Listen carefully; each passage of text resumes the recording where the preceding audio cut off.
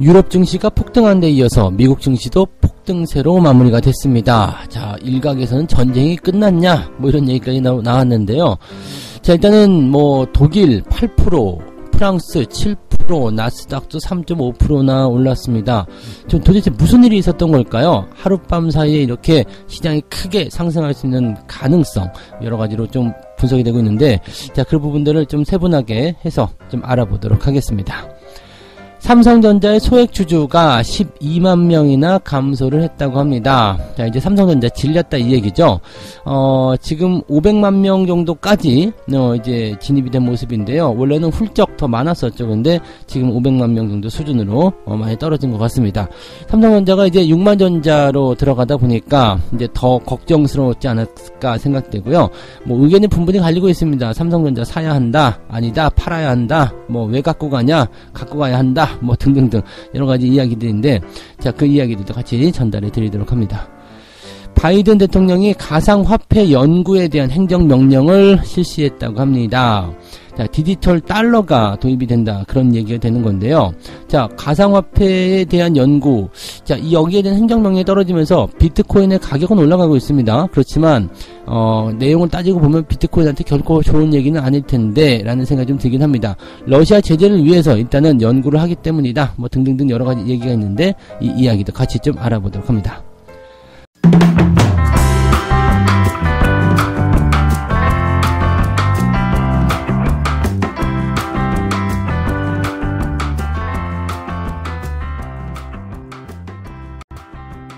네, 반갑습니다. 오늘은 3월 10일 목요일입니다. 드디어 큰 산을 넘어왔습니다. 대선도 끝났고요. 그 다음에 해외 증시도 이제 상승세로 진행이 되고 있기 때문에, 자, 국내 증시도 뭐 지난 화요일 날 큰 폭으로 하락을 했지만, 네, 반등이 어느 정도 예상되지 않을까 생각됩니다. 보통 이제 유럽이 이 정도 치고 올라갔다 그러면은 우리나라 증시 같은 경우도 한 2-3% 정도는 올라주지 않을까 생각되는데, 못 올라도 2%, 뭐 정도 생각해야 되지 않겠습니까? 자, 보통 이런 날은 갭상승에서 뛰는 경우가 많기 때문에요. 네, 그 흐름들을 우리가 잘 타고 가야 되지 않을까 생각됩니다. 너무 놀래서 상승하는 쪽에 바로 베팅해서는 안 좋을 수도 있습니다. 근데 상승 강도가 세면 또 주가를 더 세게 끌고 올라가는 경우도 있기 때문에, 자, 거기에 대한 완급 조절 잘 하셔야 되겠죠. 가장 속편하신 분들은 뭐 화요일날 저녁에 매수를 하신 분들이 기대를 좀 높게 가져가지 않을까 생각합니다.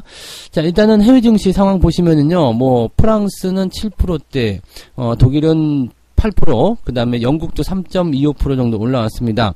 영국과 미국이 조금 비슷하게 움직였네요. 다우지수는 2%로 상승 마감했고요. 그 다음에 나스닥은 3.6% 마무리가 됐습니다. 굉장히 많이 오른 거예요. 그래서 여기 올라간 배경이 도대체 뭐냐, 여기에 이제 궁금증이 많이 쏠리고 있는데, 뭐 유럽이든 미국이든 다 한 가지 상황으로 움직인 것 같긴 합니다. 일단은 지금은 러시아와 우크라이나 사태에 모두 다 주목하고 있는 상황이고요. 거기에 대한 부분 때문에 주가가 많이 하락했었던 내용이기 때문에 아마 그쪽에서 얘기가 나오지 않았을까 생각을 해봅니다. 추적을 한번 들어가 보죠. 자, 유럽 증시 먼저 보도록 합니다. 독일 닥스 지수가 7.9%, 네, 그래서 그냥 8% 정도 증가하면서 마무리가 됐고요. 2020년 3월 이후, 즉 팬데믹이라 봐야 되겠죠. 이제 코로나 이후로 가장 큰 상승폭을 기록했다, 이렇게 나와 있고요. 프랑스도 7.13% 상승해서, 네, 굉장히 많이 상승했다. 자, 영국 지수도 네, 3.25% 올랐다. 자, 지금 이쪽이 올라간 이유는 이제 그 러시아가 우크라이나와 계속 대화를 해나가겠다는 의지를 밝혔다, 여기에 주목을 했다라고 얘기가 나오고 있습니다. 서방 정부들이 러시아와 군사적으로 충돌하기보다는 경제 분야에서 전쟁을 벌이고 있다는 것이 전반적인 심리에 도움이 된 것이 아니겠느냐, 이렇게 얘기를 하고 있고요.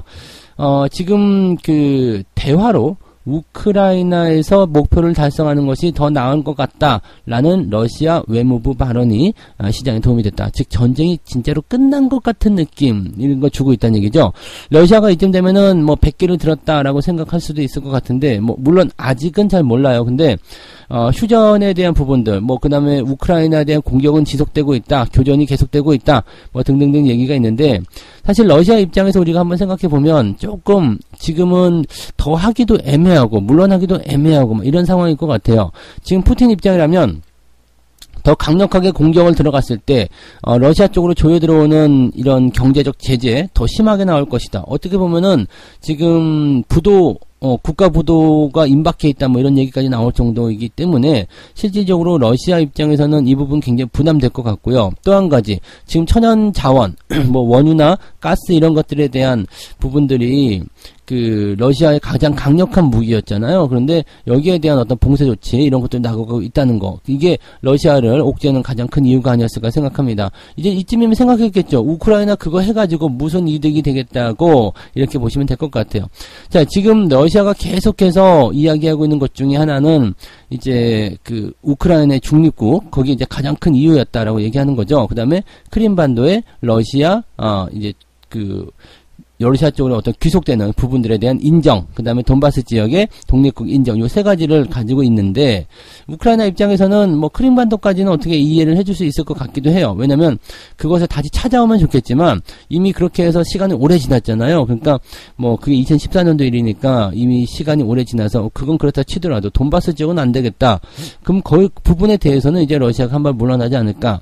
그것만 일단 해소가 되면 되는 거죠. 어쨌든 나토 가입에 대한 부분들은 당장은 물 건너갔다고 보실 수 있을 것 같아요. 우크라이나가 약간 삐져있는 상태잖아요. 그래서 이번에 우크라이나에서 한 이야기를 보게 되면 유럽의 나토 회원국이나 또는 이제 나토 가입에 대한 부분들이 당장 5년, 10년까지도 안 될 것 같다. 그들은 준비가 안 된 것 같다. 왜냐면 이번에 지원 요청을 했는데도 들어오지 않았잖아요. 도와주지 않았기 때문에 약간은 삐져있는 그런 상태라고 좀 보셔야 되겠죠. 자, 어쨌든 그래서 러시아 입장에서는 이제 이런 의미 없는 전쟁 빨리 좀 끝내버리자, 이런 식으로 얘기를 하고 있을 수도 있다 보시면 될 것 같아요. 자, 그러면 뭐 일단 어떤 교전이나 이런 것들 없이 대화로 풀어가겠다 그러면은 일단 한 발 물러났다라고 보셔야 되는 부분이고요. 전쟁이 끝나간다라고 생각을 해볼 수도 있는 내용이 되겠죠. 의미 없는 전쟁들 이제는 중지, 멈춰, 이렇게 나오고 있는 것 같다 보시면 되겠습니다. 자, 미국이 올라간 이유는 일단 유가 급락으로 인한 내용이다라고 생각하고 있습니다. 자, 지금 뭐 유럽도 마찬가지겠습니다만 주요 산유국들에 대한 원유 증상 기대감에 국제 유가가 12% 이상 폭락했다라고 되어 있습니다. 뭐 이거는 근데 당연히 가야 되는 수준 아니었을까 싶기도 합니다. 지금 오펙이죠. 석유 수출국 기구 아랍에미리트가 네, 오펙하고 러시아 이 비주요 산유국들의 협의체인 오펙 플러스에 빠른 추가 증산을 요청할 것이다 라고 밝혔다라고 되어 있습니다. 자, 러시아 입장에서는 뭐 그쪽이랑 관계가 없겠습니다만 다른 국가들, 그죠? 러시아를 제외한 다른 오펙 플러스에서 빠른 추가 증산을 요청한다. 자, 지금 러시아가 이렇게 천연자원이나 등등에 대해서 시장 점유율이 높다고 하더라도 이거는 이제 그 수싸움이라고 봐야 되겠죠. 러시아에서 난 안 해. 이거 뭐 안 해줄까? 니들 공급 안 해줄까? 하지만 중동 국가에서 쫙 뽑아가지고요. 니들 공급해줄게.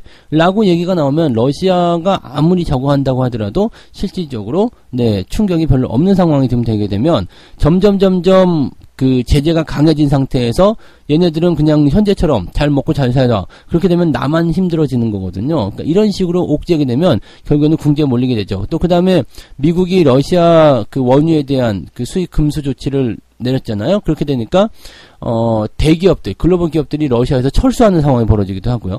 자, 이렇게 되면 러시아가 사실적으로 굉장히 고립될 수밖에 없는 상태가 좀 됩니다. 그러니까 이런 모양새들이 이제 유가의 어떤 폭락세로 전환이 되면서 지금 108달러까지 다시 내려왔죠. 그러니까 이렇게 되면은 요것도 좀 안정화된다. 원자재 가격이 안정화, 이런 것들은 네, 또 괜찮아진다고 볼 수 있겠죠. 지난 화요일 날 뭐 항공주라든지 여행주들 폭락한 이유가 뭐 유가의 급등 때문이다라는 얘기도 있었는데, 이렇게 유가가 다시 급락을 하게 되면은 걔네들도 다시 급등하게 되는 건가요? 네. 아무튼 네, 시장에 대한 부분들은 우리가 좀 살펴보긴 해야 되겠습니다만, 원자재 가격 때문에 올라가는 부분들, 이 러시아 테마라고 볼 수 있는 부분들이 상승했었다라면 러시아 테마가 꺾이게 되는 시점에서는 또 폭락세가 나올 수도 있기 때문에 반드시 주의를 해야 됩니다. 워렌 버핏이 그 에너지 관련주에 투자를 해가지고 지금 이 시장이 폭락 사태에서 세계 5위 부자로 올라갔다라는 얘기가 있었는데, 이것도 다시 또 순위가 바뀔 수도 있겠습니다. 자, 원자재, 에너지 이런 쪽에 대한 부분들은 다시 안정세를 찾아가고 있는 상태에서 러시아 쪽의 움직임들이 만약에 해소가 된다면 더 좋은 상황으로 갈 수 있을 겁니다. 이 부분이 네, 이 미국 증시의 상승을 이끌었다라고 보시면 되겠고요. 뭐 기술주뿐만 아니라 뭐 전체적으로 다 시장이 올라갔기 때문에 이제 그동안 폭락한 것에 대한 반등이 진행되는 것 아니냐라고 볼 수도 있겠습니다. 시장에서는 이것을 기술적 반등, 단기적 반등으로 보고 있습니다. 이 반등세가 영원히 지속되지 않을 것이다. 뭐 그건 당연한 얘기고요. 상승이 어느 정도 지속이 되겠습니다만 이거 그 급반등을 하게 되면은요 올라갔다 내려갔다는 변수가 생기게 됩니다. 그러니까 지금은 뭐냐면 저점을 잡아주는 그 움직임만 확인하시면 되는 거죠. 더 이상 밀리지 않아요. 그런 느낌만 가져가도 투자 심리는 서서히 회복을 하게 될 것이다라고 생각하시면 되는 거죠. 자, 어쨌건 지금 현재 상황에서 시장은 유럽, 미국 다 폭등세를 보였기 때문에 우리에게는 굉장히 기대감이 커져 있는 상태고 어제는 아시아 증시 별로 안 좋았거든요. 근데 우리는 어제 쉬었기 때문에 오히려 오늘 상승만 그대로 뽑아먹을 수 있는 상황이 좀 되었다. 이렇게 봐주시면 되겠습니다. 조금씩 더 좋아질 수 있는 상황이 좀 됐으면 좋겠고요. 잘 버티신 분들에게 더 좋은 일들이 생겼으면 좋겠습니다. 자, 그래서 두 번째 이야기 또 넘어갑니다. 삼성전자 소액주주가 12만 명 줄었다. 지난 8일날, 화요일날, 이제 삼성전자가 69,500원까지 떨어졌죠. 7만원이 깨지는 상황이 벌어지면서 지분율 1% 미만인 삼성전자 소액주주가 506만 명으로 집계됐다. 지난 9월 말에 이제 518만 명 정도였는데 12만 명 정도가 감소했다라는 얘기가 나옵니다. 뭐 이거는 뭐 계속 줄어들고 있는 상태인 것 같기는 해요. 삼성전자 소액 주주 수가 줄어드는 모습인데, 자, 여기 생각보다 더 많이 줄었을 거예요.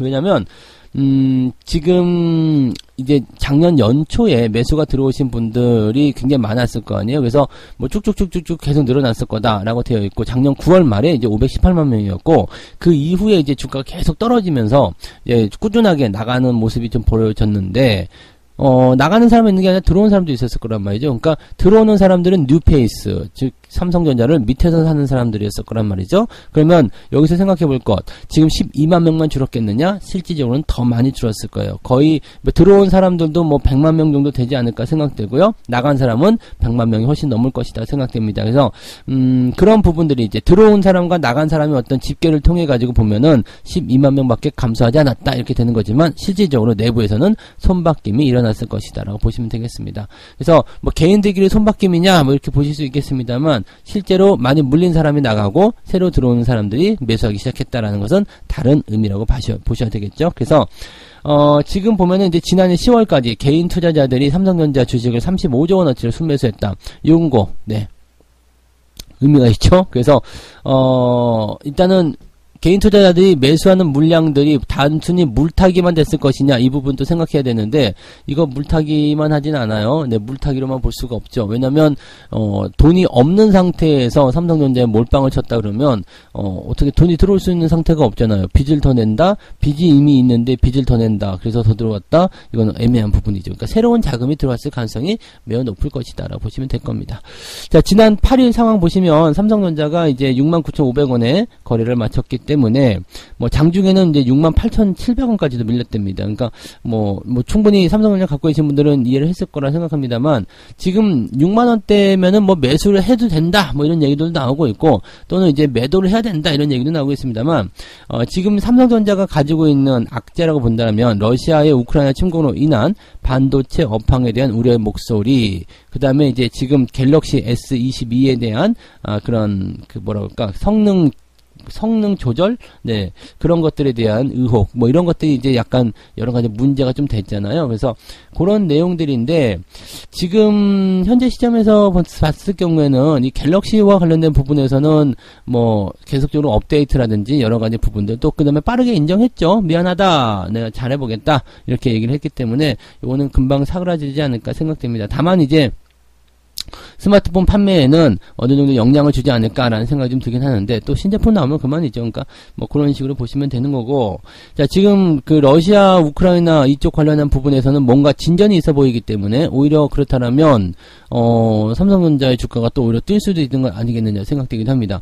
자, 지금 매수가 맞느냐, 계속 들고 가는 게 맞느냐, 아니다, 비중을 줄여라, 매도를 해라 이런 식으로 나오는 것들이 계속 그냥 갑론을박인데요. 그냥 삼성전자는 그렇습니다. 비중 많이 가져가지 않으셨으면 지금은 좋겠어요. 왜냐면 장기적으로 봐야 되잖아요. 몰빵을 쳐놨다. 이거는 뭐 삼성전자가 아니라 그 어떤 주식이라도 갖고 계시면 안 돼요. 삼성전자 할아버지가 오더라도 그거는 비중을 줄이셔야 되는 거죠. 왜냐면 나한테 부담되거든요. 근데 삼성전자는 기본적으로 장기 투자하는 종목이에요. 단타로 인해서 뭐 오늘 조금 내렸다, 내일 조금 올라간다. 이거 가지고 뭐 좋아서 박수치고 그럴 필요가 전혀 없어요. 내려가면 꾸준히 사면 돼. 왜냐면 내가 그런 장기 투자 전략을 세우고 있다면 내려가면 내려갈수록 나한테 좋은 거잖아요. 더 싸게 살 수 있는 거잖아. 그러면 계속 사시면 되는 거예요. 대신에 비중이 부담되지 않은 선에서 조금씩 늘려가시면 되는 거고, 내가 만약에 비중이 많아 그러면은 주가가 내려가면 부담되죠. 그럴 때는 또 비중을 좀 축소하셔야 되는 그런 상황이라고 보시면 됩니다. 그래서 매수냐 매도냐를 결정하기 전에, 삼성전자가 올라갑니까 내려갑니까 결정하기 전에 내가 삼성전자를 어떤 관점에서 투자하고 있느냐,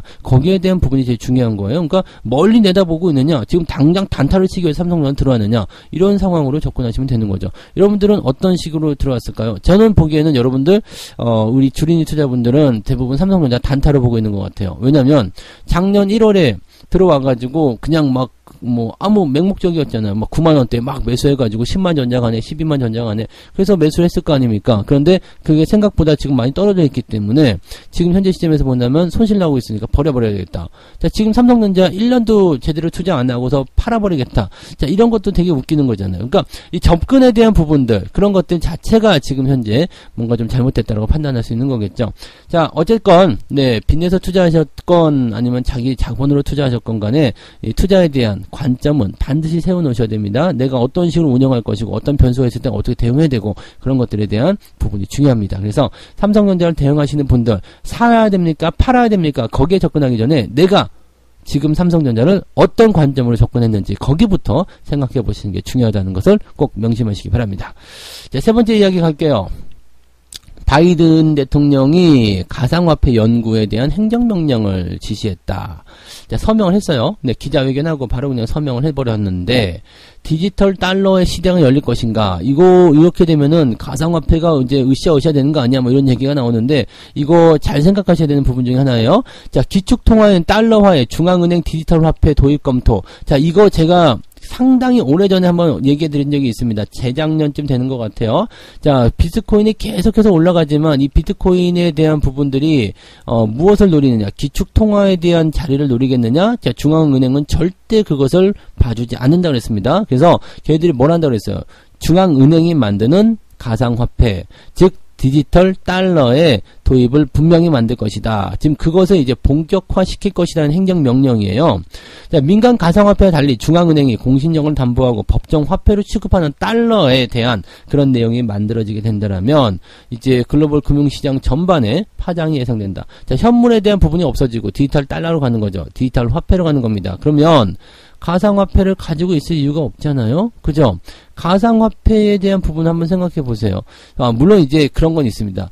그 블록체인으로 해가지고 누가 뭘 어떻게 해야 되는지 모르게 한다, 뭐 더 안전하다, 뭐 등등등인데, 안전한 것은 당연히 네, 정부에서 하는 것이 더 안전하겠죠. 근데 누가 누구에게 송금한 것인지 모르게 한다라는 것은 어떻게 본다라면 좋은 것일 수도 있겠지만 자금 세탁, 약간의 이제 범죄 자금 이런 것들로 이용될 수 있다라는 부담감이 있잖아요. 근데 이것을 해소하는 거지. 네, 더 안전하고 더 그렇게 편하게 사용할 수 있는 상황이지만 거기에 대한 부분들은 굉장히 투명하게 할 수 있는 상황이다. 그래서 가상화폐가 좋은 점은 뭐야? 모바일로 그냥 주고받고 전 세계 어디서나 주고받고 하는 거였는데 이것은 그냥 네, 똑같다. 우리는 그냥 달러로 그냥 해보자. 네, 그렇게 되는 거라서 이렇게 되면 가상화폐 전반 시장에 그다지 좋지 않을 것 같다는 생각이 좀 들어요.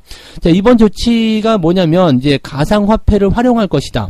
어디서요? 러시아가 금융 제재를 피하기 위해서 가상화폐를 활용할 것이다. 라는 지적이 제기되는 가운데 나왔다. 자, 그러니까 이렇게 되면 러시아가 이제 지금 현재 보면은 그 루블화가 폭락하고 막 그렇기 때문에 가상화폐를 가지고서 이제 그쪽으로 넘어가서 가상화폐 매매를 통한 어떤 그런 꼼수를 좀 만들 것이다라고 되어 있는 거잖아요. 그래서 지금 러시아가 가상화폐를 이용해서 제재를 우회하는 것은 불가능하다는 가능성을 부인해 왔었는데 이제 좀 가능하다 그런 쪽으로 이제 얘기를 하고 있는 거라고 보시면 되는 거죠. 그러니까 결국에는 이제 디지털 달러화가 돼가지고 그러면 그쪽으로도 전부 다 제재를 가할 수 있는 상태가 자체가 되는 것 아니겠느냐라는 부분이 되는 거죠. 자, 지금 요 상황이 된다라면요, 가상화폐 쪽에서 뭐 전반적인 분위기, 이게 뭐 가상화폐가 법정화폐가 되니까 이제 우리도 좋아지는 거 아니겠는가 생각할 수 있겠습니다만, 방금 전에 말씀드렸듯이 이 비트코인이 지금 오르는 것은 그냥 단순하게 이 부분에 대한 내용일 거라 생각해요. 하지만 요 내용이 그다지 이 지금 현재 존재하고 있는 가상화폐에게는 절대로 좋은 얘기가 아닙니다. 잘 생각해 보세요. 네. 지금 똑같은 형태의 가상화폐인데 하나는 정부가 공신력을 제공해주고 하나는 그냥 민간이에요. 뭐 계속 돌아다닐 수 있겠지만 그것이 그 가치를 계속 인정받을 수 있겠는가라는 생각을 좀 해보셔야 되는 거고요. 또 투명하지 않다라는 이유로 저런 디지털 달러에 대한 부분이 도입이 본격적으로 된다라면 그 지금 있는 이 가상화폐에 대한 부분들은 범죄 자금에 사용될 수 있다라는 이유를 들어서 언제든지 정부가 규제를 가할 수 있는 상황이 좀 됩니다. 그래서 그런 것들이 지금 올라가고 있다고 해서 좋은 게 아니라요. 네, 앞으로의 상황을 보게 되면 이 부분은 지극히 네, 단순하게 생각해 볼 수 있는 내용이라고 보시면 되겠습니다. 자, 아무튼 그런 부분들 참고하셔서 네, 대응들 해주시기 바랍니다. 네. 자, 그래서 오늘 세 가지 이야기입니다. 네, 미국과 유럽이 폭등세를 보이면서 네, 좋은 흐름을 보여서 우리나라도 한 2%대는 올라갈 것 같아요. 네. 일단 원자재 시장의 안정세를 보였기 때문에 이 러시아 테마라고 해가지고 올라갔었던 원자재 관련주들의 움직임들이 조금은 변화를 줄 것이다라고 보시면 되겠죠. 자, 그다음에 삼성전자의 소액주주가 감소를 했는데 뭐 소액주주가 감소를 하거나 안 하건 뭐 그건 중요하지 않습니다. 그리고 뭐 손바뀜이 일어났다 안 하나 중요하지 않아요. 여러분들이 삼성전자를 어떤 식으로 생각하고 투자를 시작했는지 그 부분을 보세요. 내가 멀리 보고 투자하고 있는 것인지 단기에 단타를 치려고 삼성전자를 이용하는 것인지, 자, 그렇다면 내가 지금 1위 1비 할 것인가 아니면은 그냥 어떻게 할 것인가, 또 비중이 얼마나 많은지, 나의 자금 용도가 어느 정도 상황이었는지 그런 것들을 잘 생각해 보시면 되겠습니다. 삼성전자를 가지고서 가져갈까 말까요 고민하는 것 그 자체가 사실은 넌센스라고 보여질 수 있겠죠. 네, 자, 그 부분 참고하시고요. 자, 가상화폐에 대한 연구 행정명령 디지털 달러가 도입된다는 이야기입니다. 그 이야기가 상당히 이제 뭐 부담스럽다 뭐 이렇게 보시는 분들도 계실 것 같긴 한데 사실 이거는 어차피 가야 되는 이야기였어요. 그래서 이렇게까지 갈 수밖에 없는 부분이고 지금 러시아가 이제 그쪽에 불을 더 땡겨주는 모습이 아닌가 생각됩니다. 그래서 이 가상화폐를 완벽하게 제재하기 위한 부분이 이 디지털 화폐, 디지털 달러에 대한 도입 연구라는 겁니다. 그래서 그냥 가상화폐가 지금 그것 때문에 폭등한다라고 생각하기는 조금 애매할 거라고 보시면 될 것 같아요.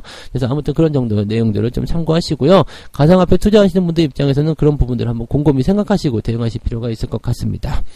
자, 책 한 곡 읽고 마무리합니다. 자, 모든 투자자가 저지르는 가장 큰 실수 중에 하나가 너무 짧은 시간에 큰 돈을 벌려는 충동을 느끼는 것이다. 즉 500%의 수익을 2-3년 안에 걸쳐서 얻는 것은 가능하나 2-3개월 내에 그것을 벌이려는 시도는 불가능한 일이다 라고 보시면 되겠습니다. 500% 수익 2-3년 안에 엄청난 거예요. 네, 그런데 그것을 네, 만족하지 않아요. 2-3개월 안에 500% 수익을 내고 싶어 하는 거죠. 물론 사람이라면 벼락부자 뭐 이런 거, 네, 그런 것들을 횡재 이런 것들을 생각하고는 있습니다만 그런 것들이 오히려 망친다라는 거죠. 자, 그런 심리에서 나오는 것들이 뭐냐면 도박, 네, 그런 것들이 거의 포함됩니다. 그래서 대부분이 그런 것들을 통해서 투기 이런 쪽으로 가기 때문에 그 말로는 항상 망한다는 것만 알고 계시면 되겠습니다. 자, 오늘 망하지 않는 투자 잘 이어가시기 바라고요. 오늘은 그래도 느긋하게 기분 좋은 시간들을 좀 가져주셨으면 좋겠습니다. 자, 잘 참으신 분들에게 성공 투자가 찾아오는 그런 좋은 날 되시기 바라고요. 저는 장중시황에서 다시 오겠습니다. 고맙습니다.